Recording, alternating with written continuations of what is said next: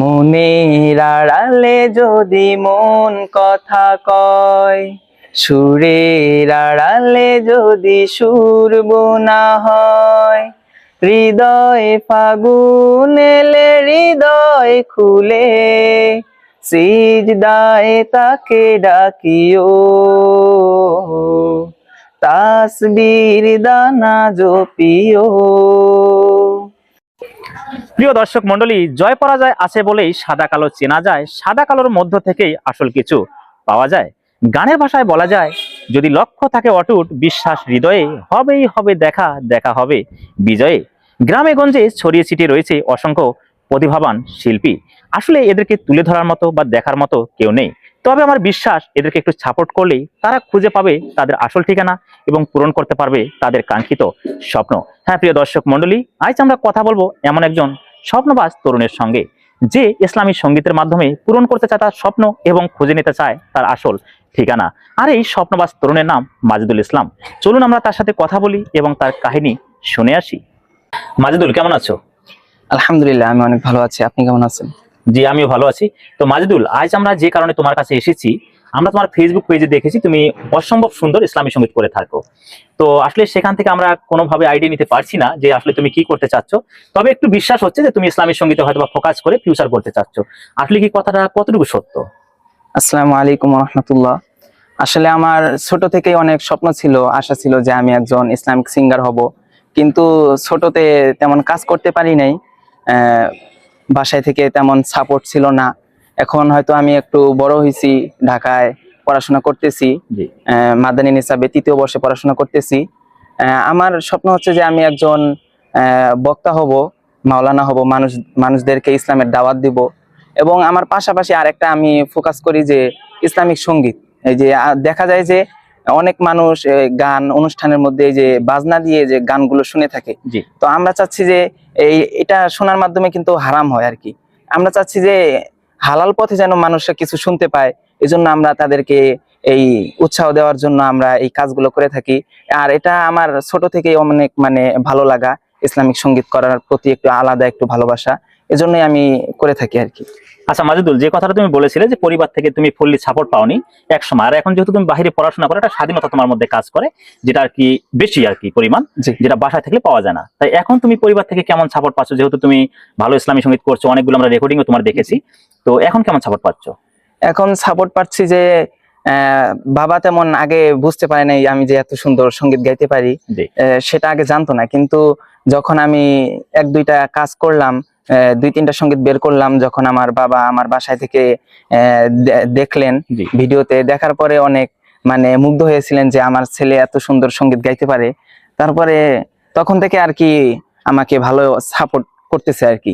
তখন দেখা যায় যে যে প্রকার সাপোর্ট লাগে সেগুলো করে যাচ্ছে আর কি।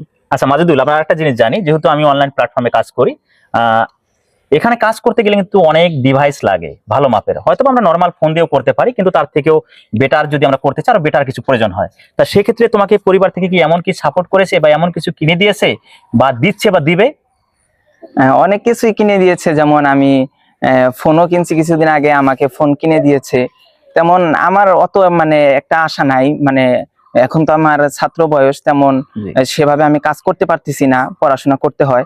এজন্য আমি কিছুদিন আগে একটা আইফোন 11 কিনছিলাম আর কি, কিনেছি, এখনো পর্যন্ত আছে আমার কাছে, ওইটা দিয়ে এখন কাজ করতেছি। তার আগে আমাকে একটা ক্যামেরাও কিনে দিয়েছে এই যে এই কাজ করার জন্য। আমি বলছি, অনেক রিকোয়েস্ট করছি যে আমি ইসলামিক সঙ্গীত করব, এজন্য আমার একটা ক্যামেরার প্রয়োজন আর কি। এজন্য তারপরে একটা 1.5 লাখ টাকা দিয়ে একটা ক্যামেরাও কিনে দিয়েছেন। আচ্ছা মাজিদুল, এই যে 1.5 লাখ টাকা দিয়ে তোমাকে ক্যামেরা কিনে দিয়েছে, তার মানে তোমাকে বাসা থেকে ফুল সাপোর্ট করে। জি জি। এই 1.5 লাখ টাকার বিনিময়ে তুমি তাদেরকে কি দিতে চাচ্ছ? এটা কিন্তু একটা বড় ধরনের হিসাব, যে তোমাকে একসময় তারা সাপোর্ট করেনি, এখন সাপোর্ট করে এবং তোমার পিছনে অনেক খরচ করছেন। তার মানে অবশ্যই আশা নিয়ে বা স্বপ্ন দেখছেন, বা অনেকের কাছে হয়তো সম্মান পান, মানুষ হয়তো বলে যে আপনার ছেলে মাজিদুল অনেক ভালো ইসলামী সঙ্গীত করছেন, আর ভালো লাগার দিক থেকেই উনি আপনার পিছনে হয়তো তোমার পিছনে হয়তো খরচ করছে। তা এই দিকটা তুমি কতটুকু কিভাবে দেখছো, নেতিবাচক আর ইতিবাচক? আমি দেখতে পাচ্ছি, আমি যদি এগুলা ভালো কাজ করে যাই, ইসলামিক সঙ্গীত গুলা করে যাই, তাহলে যখন আমার ইসলামিক সঙ্গীত গুলা দেখবে, দেখার পরে মানুষ জানতে চাইবে যে এই ছেলেটা কার। তখন যখন আমার বাবাকে দেখতে পাবেন, জানতে পারবেন, তখন আলাদা একটা সম্মান করবেন। আর তাছাড়া যখন এই বিষয়টা আমার বাবা জানতে পারবে, তখন আমার বাবারও অনেক একটা ভালো লাগার কাজ করবে, এটাই। তো আচ্ছা মাজেদুল, আমরা অবশ্যই আরো তোমার সব কথাই শুনবো, তো এর মধ্যে আমরা একটা ইসলামী সঙ্গীত শুনি। মনের আড়ালে যদি মন কথা কয়, সুরের আড়ালে যদি সুর বোনা হয়, হৃদয় ফাগুন এলে হৃদয় খুলে, সিজদায় তাকে ডাকিও, তাসবির দানা জপিও। আসলে দর্শক, অসম্ভব সুন্দর হয়েছে। আমার দৃষ্টিকোণ থেকে আমি বলছি যে আসলে প্রশংসা, মিথ্যা প্রশংসা কখনোই করা ঠিক না, কারণ মিথ্যা প্রশংসা যদি আপনি গ্রহণ করেন সেটাও ক্ষতির কারণ, যদি কারোর জন্য আপনি মিথ্যা প্রশংসা করেন এটাও ক্ষতির কারণ হতে পারে, এটা আমার মনে হয় পার্সোনালি। তো অবশ্যই আপনারা কমেন্ট করে জানাবেন ওর ইসলামী সঙ্গীত কেমন হয়েছে। তবে ফাইনালি আমার কাছে অনেক বেশি ভালো লেগেছে। তো এবার আমরা মাজেদুলের কাছ থেকে আরো কিছু জানার চেষ্টা করবো। তো মাজেদুল, এলাকা বা পাড়া প্রতিবেশী যারা আছে তারা অনেক সময় হেটার্স হয় বা আমাদেরকে একটু এড়িয়ে চলার চেষ্টা করে, বিভিন্ন নেগেটিভ কথা বলে বা পিছু টান যেটাকে বলা হয়, তো এটা তোমার কেমন হচ্ছে? এটা গানের প্রতি মানুষ এরকম সমালোচনা করে, কিন্তু ইসলামিক সঙ্গীতের প্রতি সমালোচনা করে না। জি। ইসলামিক সঙ্গীতের প্রতি একটা মানুষের আলাদা সম্মান, আলাদা একটা ইয়া থাকে আর কি, যেটা ইসলামিক দিক থেকে কেউ মানে এটাকে অবহেলা করতে পারে না। এটাই ইসলামিক যে সঙ্গীতগুলো এটা সবাই পছন্দ করে, এটাই। আচ্ছা মাজেদুল, আমরা জানি যেহেতু তোমার ভয়েস সুন্দর, ইতোমধ্যে হয়তো বা দর্শক জানতে পারবেন বা জেনেছেনও তোমার ফেসবুক পেজ থেকে। তা তুমি কি স্টেজ প্রোগ্রাম করো? হ্যাঁ, আমি মাঝে মধ্যে যখন ছুটিতে থাকি অনেক স্টেজ প্রোগ্রাম আসে, আমি সেগুলা নেই এবং অনেক অনেক জায়গায় আমি স্টেজ প্রোগ্রাম করে থাকি আর কি। আচ্ছা, আমিও দেখেছি তোমার ফেসবুক পেজে সেটা। তো এখানে একটা পার্সোনাল কোশ্চেন করি, হয়তো বা করা ঠিক হবে না, তারপরও অডিয়েন্সরা জানতে চায় যেটা, যে এর বিনিময়ে কি কোনো পেমেন্ট না হয়? পেমেন্ট আমার নেওয়ার ইচ্ছা নেই, কিন্তু তারা খুশি হয়ে দেয় যেটা, ওইটা আমি নিয়ে থাকি আর কি। তার মানে বোঝা গেল যে ওরা যা খুশি হয়ে দেয় সেটাই নেওয়ার তোমার ইচ্ছা নেই। আর তারপরও যেটা আর কি বলা হয় যে আমরা যখন কোনো স্টেজ প্রোগ্রাম করি, যেহেতু আমি একজন স্টেজ প্রোগ্রামার, আমাদের হয়তো বা একটা খরচ থাকে আলাদা, যার কারণে নিতে হয়। আর আমাদের তো নিতে হয় যেহেতু আমরা ইসলামের একটু বাইরে, তুমি ইসলামী প্রোগ্রামগুলো করে থাকো, আর আমরা যেহেতু সাংস্কৃতিক প্রোগ্রাম করি, আমাদেরটা একটু বেশি জোর করে আমরা নেই বাজেট থেকে। আর তোমরা তো একটু হিসাব করে নাও, খেলেও মানে হিসাব করে খেতে হয়। তো মাজেদুল, অডিয়েন্সদের উদ্দেশ্যে কি বলবে? শুভাকাঙ্ক্ষীদের বলতে চাই যেন তারা আমাকে পরিপূর্ণ সাপোর্ট করে এবং আমি তাদের অনুপ্রেরণার মাধ্যমে যেন আমি সামনে এগিয়ে যেতে পারি, এটাই।